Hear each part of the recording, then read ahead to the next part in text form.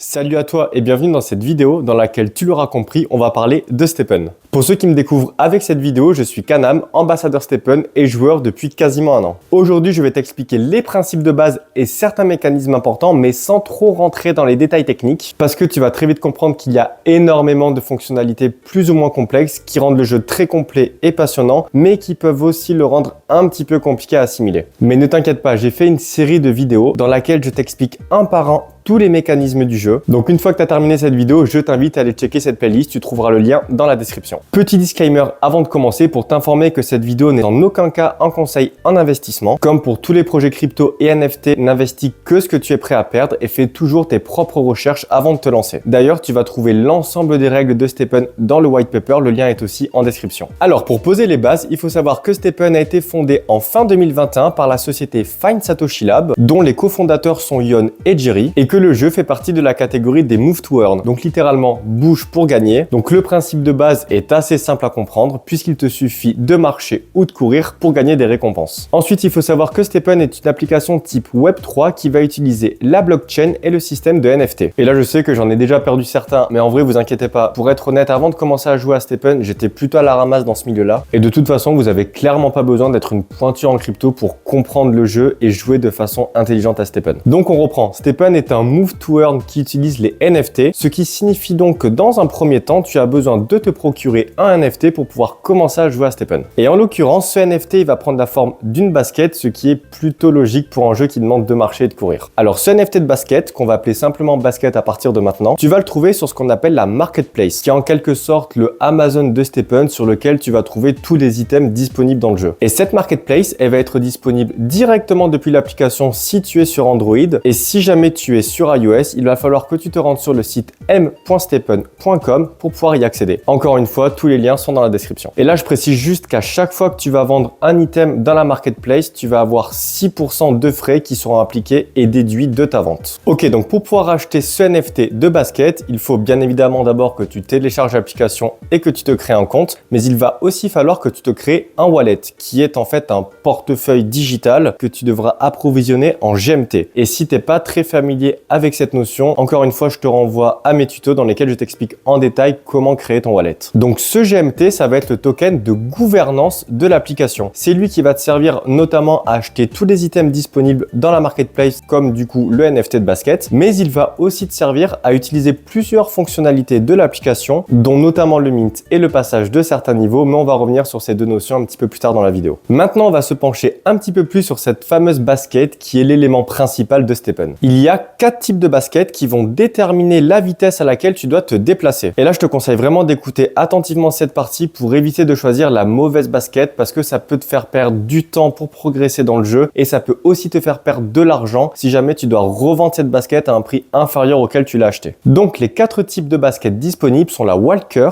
la jogger, la runner et la trainer. Avec une walker, tu dois te déplacer entre 1 et 6 km/h, donc on va être sur de la marche plutôt lente. Avec la jogger, tu dois te déplacer entre 4 et 10 km/h. Avec la runner, tu dois te déplacer entre 8 et 20 km/h. Et en ce qui concerne la trainer, c'est la plus pratique parce que tu peux te déplacer à n'importe quelle vitesse entre 1 et 20 km/h. Tu l'auras compris, certains types de baskets sont plus simples à utiliser que d'autres, donc fais bien attention au moment où tu choisis ta basket parce que si tu ne te déplaces pas dans cette fourchette de vitesse, tu ne recevras aucun gain. Bien évidemment, tu imagines bien que les plus simples à utiliser sont aussi les plus chers et si tu veux directement commencer avec une trainer, il faudra que tu dépenses un petit peu plus que pour une runner, qui est la chaussure la moins chère, mais c'est également la plus compliquée à utiliser puisqu'il faut que tu cours tous les jours à plus de 8 km/h pour pouvoir l'utiliser. Maintenant que tu connais les 4 types de baskets, si tu te balades dans la marketplace, tu vas voir qu'il y a aussi différentes qualité de basket, qu'il ne faut pas confondre avec le type de basket. La qualité est en fait la rareté de ta basket et aujourd'hui il y a 4 niveaux de qualité. Tu vas avoir les uncommon, les common, les rares et les épiques. Là tu peux voir qu'il y a également une catégorie légendaire mais pour l'instant elle n'est pas encore disponible dans l'application donc on va rester sur ces 4 niveaux de rareté. Donc en fonction de la qualité de la basket, tu vas avoir des attributs de base, on reviendra sur cette notion un petit peu plus tard, plus élevés. Plus ta basket est de qualité supérieure et plus ses attributs de base seront élevés. Et tu auras également plus de points d'attributs disponibles disponibles à répartir sur ta basket à chaque passage de niveau. On va aussi revenir sur cette notion un petit peu plus tard. Mais bien évidemment, plus une basket est de qualité supérieure et plus elle va coûter cher. Ok, donc maintenant qu'on en sait plus sur le type et la qualité de la basket, qui sont les deux caractéristiques principales de la basket, on va se pencher sur le système d'attributs. Les attributs sont au nombre de 4 et définissent en quelque sorte la puissance de ta basket dans chacun de ces 4 domaines. Tout d'abord, tu as l'efficience en jaune qui détermine tes gains en GST. Juste une petite parenthèse pour te préciser que le GST est différent du GMT qu'on a vu juste avant et qui te sert à acheter les baskets sur la marketplace. Le GST est quant à lui le token utilitaire de STEPN. Il va te servir à utiliser certaines fonctionnalités de l'application et tu peux le gagner dès tes premiers déplacements dans STEPN. Et ce GST, soit tu vas pouvoir l'utiliser donc pour avancer dans le jeu en utilisant ces fonctionnalités, ou alors tu peux également le cash out en USDC et le retirer de l'application. Donc tu l'auras compris, plus ton attribut efficience est élevé et plus tu gagnes de GST lors de tes déplacements avec une limite qui est fixée à 300 GST par jour. Et juste pour te préciser que cette limite de GST, tu peux également l'augmenter en dépensant du GMT. Ensuite, on va avoir l'attribut luck en bleu qui détermine la qualité des mystery box que tu obtiens lors de tes déplacements. Là, on va s'arrêter quelques minutes pour définir ce qu'est une mystery box. En fait, il s'agit de coffres que tu vas gagner lors de tes déplacements et qui contiennent des gemmes et des scrolls. On va revenir sur ces deux notions juste après. Ce qu'il faut savoir sur les mystery box, c'est qu'il y a un système de qualité comme pour les baskets. Et là, on va monter jusqu'à 10 qualités de mystery box différentes. Plus ta mystery box est de qualité supérieure et plus le contenu aura une valeur importante. Là, je te mets à l'écran une estimation du contenu pour chaque mystery box, mais il faut bien comprendre que même si le contenu s'améliore en fonction de la qualité, il reste quand même aléatoire, donc tu n'auras pas forcément ce qui est écrit sur ce tableau. Lorsque tu obtiens une mystery box, tu dois attendre un certain temps avant de pouvoir l'ouvrir et ce temps augmente en fonction de la qualité de ta mystery box. Néanmoins, tu peux accélérer ce compte à rebours en dépensant du GST et il te faudra également du GST pour ouvrir ta mystery box avec là aussi un coût qui est proportionnel en fonction de la qualité de ta mystery box. Donc tu l'auras compris, plus ton attribut luck est élevé et plus tu as de chances d'obtenir de meilleures mystery box. Mais ce n'est pas le seul facteur qui impacte sur l'obtention des mystery box parce qu'il va aussi falloir prendre en compte les énergies qui sont dépensées lors de tes runs. Et oui, j'ai bien dit les énergies, on va revenir sur cette notion juste après. Mais pour le moment, garde bien en tête que c'est aussi un facteur qui joue sur cette obtention de mystery box. Ensuite, le troisième attribut va être l'attribut confort en rouge qui lui a plusieurs utilités. Alors dans un premier temps, il va te permettre de diminuer la perte de HP de ta basket. Mais qu'est-ce que le HP? Je t'avais prévenu qu'il y avait plein de mécanismes différents dans STEPN, mais ne t'inquiète pas, c'est pas si compliqué que ça en a l'air. En fait, le HP est en quelque sorte la barre de vie de ta basket que tu vas retrouver dans la jauge juste ici. À chaque fois que tu vas utiliser ta basket dans l'application, cette barre de vie va diminuer, mais ne t'inquiète pas, tu peux restaurer cette barre de vie en utilisant des gemmes confort que tu peux obtenir dans les mystery box qu'on a vu juste avant ou les acheter sur la marketplace en GMT. Et tu l'auras compris, plus ton attribut confort est élevé et moins tu perds de HP lors de tes sorties. Et là, je précise quand même que lorsque ton HP est inférieur à 100%, tu ne peux pas transférer de basket ni la vendre sur la marketplace. Et quand ton HP est inférieur à 20%, ta basket ne va plus compter dans ton total d'énergie. Ça aussi, on va éclaircir cette notion juste après. Et lorsque ta basket arrive à 0% de HP, là, tu ne peux carrément plus l'utiliser. Ok, donc le confort est utile pour le système de HP, mais c'est pas tout puisqu'il va également jouer un rôle dans tes gains en GMT. Tu te rappelles juste avant quand je t'ai dit que lors de tes sorties STEPN, tu gagnais du GST? Eh bien, en fait, tu peux aussi gagner du GMT à condition que tu utilises une basket qui a atteint le niveau 30. Là, pareil, je vais te parler des niveaux un petit peu plus tard. Donc, même principe que pour l'efficience qui impacte tes gains en GST, le confort va quant à lui te permettre de gagner plus de GMT. Mais c'est pas le seul facteur qui va impacter tes gains en GMT parce qu'il faut savoir que lorsque tu utilises une basket de niveau 30 pour gagner du GMT, en activant l'option juste ici, eh bien, tu vas en rentrer en compétition directe avec tous les joueurs du monde entier qui jouent à STEPN en même temps que toi. Alors, je sais que ça peut paraître bizarre dit comme ça, mais imagine en fait que le gain en GMT est une énorme cagnotte qui est débloquée chaque jour. Cette cagnotte va être ensuite répartie chaque minute entre tous les joueurs qui jouent avec une basket niveau 30 et qui ont activé l'option GMT. Donc, admettons qu'il y ait 1000 joueurs qui jouent en même temps que toi, tu gagneras plus de GMT que s'il y a 500 000 joueurs qui jouent en même temps que toi. Donc là, ça va être un jeu de voir sur quel créneau il y a moins de joueurs et d'essayer de t'adapter pour jouer à STEPN quand il y a le moins de personnes sur l'application. Et enfin, on a l'attribut résilience en violet qui va déterminer la vitesse à laquelle ta basket perd de la durabilité. La durabilité, c'est la petite jauge que tu vois juste ici et qui diminue lorsque tu utilises ta basket, mais de façon plus rapide que l'HP qu'on a vu juste avant. Pareil que pour les HP, plus tu as de points en résilience et moins tu vas perdre de durabilité lors de tes sorties. Mais cette perte est quand même inévitable et pour réparer ta basket, tu as besoin de dépenser du GST. C'est super important de le faire de façon régulière parce qu'en dessous de 50 de durabilité, tu vas perdre 10% de tes gains en GST et en dessous de 10 points de durabilité, tu vas perdre 90% de tes gains gains en GST. Personnellement, je répare ma basket systématiquement après chaque sortie pour être sûr de ne pas oublier. Ok, donc on récapitule. Efficience en jaune pour les gains en GST, luck en bleu pour les mystery box, confort en rouge pour les HP et les gains en GMT, et résilience en violet pour la durabilité. Avant d'aller plus loin, je précise que de nouvelles utilités vont être ajoutées pour chacun de ces attributs au fur et à mesure de l'évolution de Stephen. Et si tu ne veux pas passer à côté de ces mises à jour, je te conseille de me suivre sur Twitter et ici pour ne rien rater. Ok, maintenant qu'on a vu quels étaient les 4 attributs, je vais t'expliquer comment les améliorer. Premièrement, pour chaque basket, tu as des attributs de base que tu vois juste ici. Et comme je te l'ai dit juste avant, les points de base sont plus importants pour les baskets de qualité supérieure. Ensuite, tu as un système de niveau qui te permet de monter ta basket jusqu'au niveau 30. Chaque passage de niveau te demande du GST, mais aussi du GMT à certains paliers, et va également demander de patienter pendant une durée qui va s'allonger au fur et à mesure que tu passes les niveaux, comme tu peux le voir sur le tableau juste ici. Mais comme pour les mystery box, tu peux accélérer cette durée en dépensant du GST. Et là, je précise juste que lorsque ta basket est en train de monter de niveau, tu peux toujours l'utiliser pour jouer à Stephen, mais par contre, tu ne peux pas toucher aux gemmes ni aux attributs. Ok, donc à chaque passage de niveau, tu vas débloquer des points d'attributs que tu vas pouvoir répartir comme tu le souhaites entre les 4 attributs qu'on a vus juste avant. Et là aussi, plus ta basket est de qualité supérieure et plus tu vas gagner 2 points d'attributs à chaque passage de niveau. Et d'ailleurs, si jamais tu achètes une basket qui a des points d'attributs mal répartis ou que tu veux simplement changer de stratégie, il faut savoir que tu peux changer les points d'attributs qui ont déjà été attribués en dépensant du GMT. Et en plus des points d'attributs qui se débloquent de façon systématique à chaque passage de niveau, certains paliers vont t'offrir d'autres récompenses. Par exemple, au niveau 5, tu débloques le mint. Tu as aussi des sockets qui se débloquent à certains paliers. Et il faut aussi savoir que lors du passage du niveau 24 au niveau 25, les HP qu'on a vu juste avant se restaurent de façon automatique et gratuite à 100%. Et au niveau 30, tu débloques l'option GMT qui te permet de gagner du GMT lors de tes runs à la place du GST. Ok, donc tu peux augmenter les points d'attribut de ta basket lors du passage de niveau, mais c'est pas tout parce que tu peux aussi utiliser des gemmes. Alors les gemmes, c'est ces espèces de diamants qui peuvent être obtenus soit dans les mystery box ou soit directement sur la marketplace. Comme pour les mystery box, tu vas avoir plusieurs niveaux de gemmes et plus tu as une gemme de niveau supérieur et plus elle va te donner 2 points d'attribut. Mais attention, tu ne peux pas mettre n'importe quelle gemme sur ta basket. Si tu regardes autour de ta basket, tu peux voir qu'il y a 4 emplacements qu'on appelle des sockets. Et en fait, ce sont ces sockets qui te permettent de mettre des gemmes sur ta basket. Et je pense que tu l'auras deviné, mais tu es obligé de mettre une gemme de la même couleur que ta socket. Et comme je te l'ai dit juste avant, tu débloques ces sockets à certains paliers de niveau, mais une fois que tu as débloqué cette socket, tu dois quand même payer du GST pour pouvoir l'utiliser. Et si tu te demandes ce que c'est que ces petits triangles qui gravitent autour de la socket, il s'agit en fait de bonus qui vont permettre d'augmenter les points d'attribut que rapportent tes gemmes. Par contre, tu n'en trouves que sur les baskets de qualité supérieure et ils apparaîtront lors du déblocage de la socket de façon totalement aléatoire. Ok, donc là on a vu tous les éléments qui composent une basket. Dans cette vidéo, je vais pas parler de stratégie parce que d'une part, ça serait beaucoup trop long et d'autre part, l'idée là, c'est de faire une vidéo qui peut se regarder sur le long terme et Stephen est un jeu qui évolue énormément, donc ma stratégie actuelle ne sera probablement pas la même que celle que je vais utiliser dans 6 mois. Bon, là, tu dois être en train de te dire que c'est plutôt simple de devenir riche avec Stephen si tu marches 10 heures par jour et que tu retires tes GST et tes GMT, mais en fait, c'est un petit peu plus compliqué que ça. Un petit peu plus tôt, je t'ai parlé des énergies lorsqu'on a évoqué les mystery box. Les énergies, en fait, vont représenter le temps pendant lequel tu peux utiliser ta basket dans Stephen. Une énergie équivaut à 5 minutes d'activité et le maximum que tu puisses avoir sur un royaume, on va revenir sur la notion de royaume juste après, est de 20 énergies, donc 1h40 d'activité au maximum. Lorsque tu commences Stephen avec une seule basket, tu as 2 énergies, donc 10 minutes d'activité. Et là, pour augmenter ton nombre d'énergie, tu vas avoir 2 méthodes. La première est de posséder plusieurs baskets. Donc comme tu peux le voir sur ce tableau, 3 baskets vont te rapporter 4 énergies, 9 baskets vont te donner 9 énergies, 15 baskets vont te rapporter 12 énergies, et enfin 30 baskets vont te donner 20 énergies, qui est, je te le rappelle, le maximum. Et la seconde méthode, ça va être d'avoir des baskets de qualité supérieure. Une basket uncommon va te donner une énergie supplémentaire, une basket rare va te donner 2 énergies supplémentaires, et une basket épique va te donner 3 énergies supplémentaires. Et bien entendu, ces deux méthodes se cumulent. Si par exemple tu as 3 baskets common et une basket uncommon, tu vas avoir les 4 énergies qui sont données par les 3 baskets et également l'énergie supplémentaire donnée par la basket uncommon, donc tu auras 5 énergies au total. Autre exemple pour voir si tu suis, si tu as 6 baskets common, 2 baskets uncommon et une basket rare, tu vas avoir 13 énergies au total, car tu as 9 baskets, donc 9 énergies, plus une énergie supplémentaire pour chaque basket uncommon et une énergie qui va être donnée par la basket rare. Et n'hésite pas à sauvegarder ce graphique si tu veux être sûr de bien comprendre le système d'énergie. Et là, je précise aussi que tes énergies vont se recharger de 25% toutes les 6 heures. En France, actuellement en heure d'hiver, les heures de recharge sont 2 heures, 8 heures, 14 heures et 20 heures. Donc admettons que tu aies 8 énergies, tu vas en avoir 2 à 2 heures, 2 à 8 heures, etc.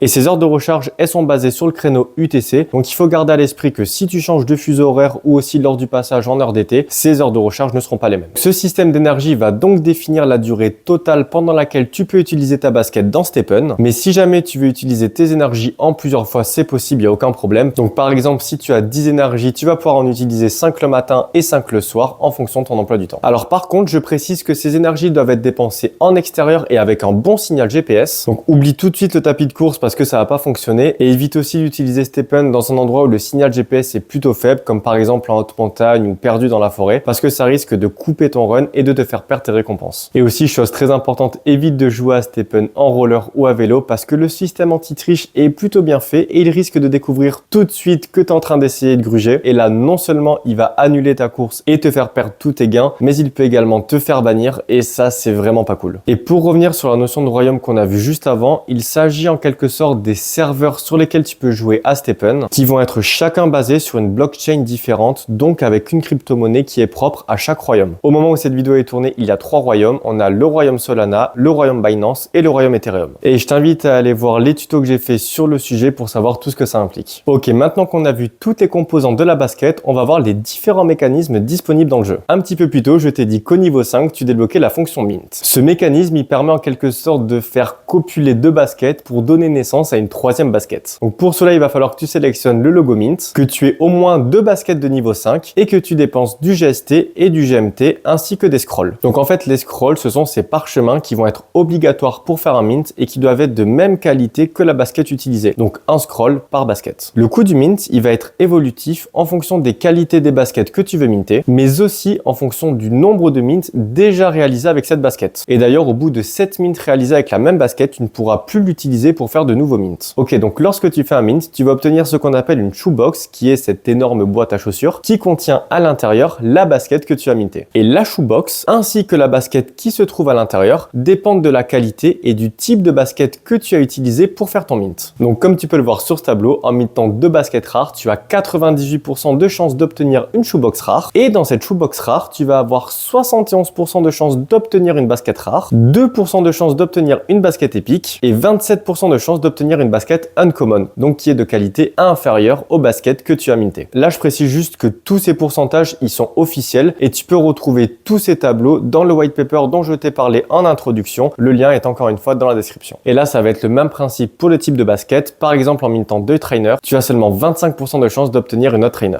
Donc tu vois qu'en fait, ça peut être très risqué de faire un mint. Il faut vraiment que tu aies conscience de ces chiffres avant de te lancer dans un mint. Ok, donc là, on a vu la fonction mint qui permet de créer une basket à partir de 2 autres baskets. Et maintenant, on va avoir un autre mécanisme qui s'appelle l'enhancement. Et là, c'est totalement différent parce qu'on va être sur du burn de baskets. C'est-à-dire qu'on va sacrifier 5 baskets de qualité identique pour obtenir une seule basket de qualité supérieure aux 5 baskets sacrifiées. Et là, il faut bien que tu comprennes que ces 5 baskets vont être perdues à tout jamais et qu'en plus de ça, tu vas devoir dépenser du GST et du GMT. Mais là, par contre, contrairement au mint, tu es garanti à 100% d'avoir une basket de qualité supérieure et tu as même une petite chance d'obtenir une basket de qualité 2 fois supérieure aux baskets utilisées pour ton enhancement. Donc par exemple, en sacrifiant 5 baskets common, tu as 100% de chance d'avoir une basket uncommon et tu as une petite probabilité d'avoir une basket rare. Et là, le petit truc sympa, c'est que la basket issue de cet enhancement aura des points d'attribut de base qui seront en moyenne plus élevés que les points d'attribut de base pour les baskets classiques de cette même qualité. Et concernant le type de basket, il sera déterminé de façon aléatoire parmi les 5 baskets utilisées. Donc si par exemple tu utilises 4 runners et une trainer, tu as une chance sur 5 d'avoir une trainer et 4 chances sur 5 d'avoir une runner. Autre mécanisme, ça va être la fusion de baskets. Et là, le but, ça va être de sacrifier une basket pour augmenter les points d'attribut d'une autre basket. Là, tu vas choisir une basket principale et tu vas choisir une basket que tu veux sacrifier. Une fois la fusion réalisée, ta basket principale aura des points d'attribut de base déterminés aléatoirement entre les points d'attribut de base que tu avais avant et les points d'attribut de base de la basket sacrifiée. Là, je vais te faire un exemple concret pour que tu comprennes bien. Si tu avais 16 points d'attribut de luck sur ta basket principale et que tu la fusionnes avec une basket qui en avait 28, alors tu vas te retrouver avec des points d'attribut de base sur ta basket principale compris entre 16 et 28. Donc ça peut être 17 si t'as pas de chance et tu peux aller jusqu'à 28 si t'as vraiment de la chance. Ensuite, dernier mécanisme qui lui concerne les gemmes, ça va être l'upgrade de gemmes. Ce mécanisme va te permettre de sacrifier 3 gemmes d'un même niveau pour tenter d'avoir une gemme du niveau supérieur. Et là, en plus de devoir payer du GST, le taux de réussite est plutôt faible comme tu peux le voir sur ce tableau. Donc c'est pas forcément quelque chose que je vais recommander, surtout si tu débutes dans Stepn. Ok, donc maintenant qu'on a vu les éléments principaux pour commencer à jouer à Stepn, je vais te parler de certains éléments un petit peu moins communs mais qu'il faut quand même que tu connaisses. Ok, donc commençons par les Genesis, qui sont un lot de baskets très rare, puisqu'il n'en existe que 20 000 dans le monde entier. Autant il va être possible de minter des baskets à l'infini, autant pour les Genesis, il n'y en a que 20 000, et il n'y en aura que 20 000 dans le futur. Donc tu comprends que les Genesis sont vraiment un type de basket très très rare. Pour reconnaître une Genesis, il suffit de regarder le numéro de série. Donc si le numéro de série est inférieur à 20 000, c'est qu'il s'agit d'une Genesis. Et là, tu vas me demander quelle est l'utilité d'avoir une Genesis, qui sont d'ailleurs beaucoup plus chères que les baskets normales. Et la réponse, c'est qu'en vrai, dans le jeu, elles n'ont aucune valeur ajoutée. Mais par contre, récemment, Stephen a récompensé tous les détenteurs de Genesis avec un gros montant de GMT. Donc c'est pas impossible que dans le futur, il y ait de nouvelles récompenses pour ces détenteurs de Genesis. Ensuite, dans la catégorie des baskets un petit peu spéciales, il y a les Rainbow. J'ai déjà fait une vidéo à ce sujet, mais pour résumer rapidement, il s'agit de baskets ultra rares, encore plus rares que les Genesis, que tu ne peux obtenir qu'à partir d'un enhancement de 5 chaussures common. Et là, le taux de probabilité est vraiment très faible, il est inférieur à 1%, donc c'est vraiment quelque chose d'exceptionnel. Et là, la particularité, c'est qu'elles vont se partager une cagnotte de GMT qui est aussi importante que celle de l'ensemble des autres joueurs. Mais comme je viens de te le dire, les Rainbow sont ultra rares, donc il n'y a que très peu de joueurs dans cette pool spéciale. Donc les gains en GMT vont être juste monstrueux. Ensuite, si tu te balades sur la marketplace, tu vois qu'il y a des baskets qui ont un look un petit peu particulier et on appelle ça des skins. Et là, il va s'agir d'événements qui vont être organisés ponctuellement par Stephen. Et là, encore une fois, je te conseille de me suivre sur Twitter si tu ne veux rien louper au sujet des événements mis en place par Stephen. Voilà, on arrive à la fin de cette vidéo. Je sais que ça fait énormément d'informations à assimiler, mais ne t'inquiète pas, au fur et à mesure que tu utilises l'application, les choses vont te paraître de plus en plus simples. Et si jamais tu as des questions, tu peux soit me les poser directement dans les commentaires de cette vidéo, ou alors tu peux aussi aller sur le serveur Discord de Stephen. Il y a un channel exclusivement en français avec des modérateurs francophones qui se feront un plaisir de répondre à toutes tes questions. Si ça t'a plu, n'hésite pas à laisser un pouce et à me suivre pour ne pas rater les dernières nouveautés. Allez, ciao!